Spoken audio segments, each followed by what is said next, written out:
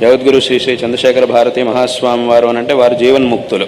అంటే ఆ బ్రహ్మజ్ఞానాన్ని పరబ్రహ్మని సాక్షాత్కరించుకున్నటువంటి వారు.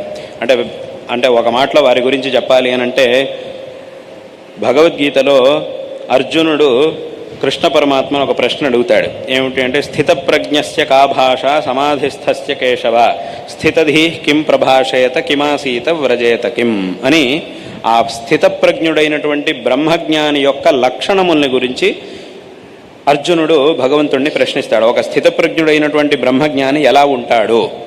స్థితధీ కిం ప్రభాషత, స్థితప్రజ్ఞస్య కా భాష, ఆయన భాషించేటటువంటి రీతి ఎలా ఉంటుంది?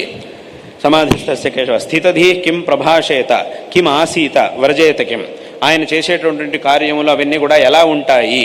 ఆయన యొక్క ప్రవర్తన వ్యవహారం అదంతా కూడా ఎలా ఉంటుంది? వ్యవహారం అంటే ఏదో లౌకికమైన వ్యవహారాలు కాదు, ఆయన చేసేటటువంటి పనులు అదంతా ఎలా ఉంటుంది అని ఒక ప్రశ్నను అడుగుతాడు.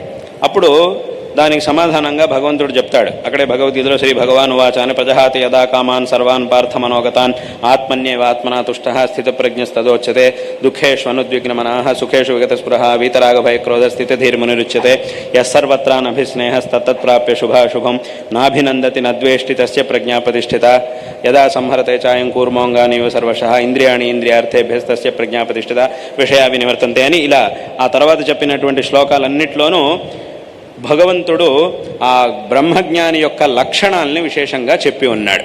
అర్జునుడి ప్రశ్నకు సమాధానంగా ఆ బ్రహ్మజ్ఞాని యొక్క శైలి, ఆయన యొక్క స్వభావం, ప్రవర్తన అన్నిటినీ కూడా అక్కడ చెప్పి ఉన్నాడు.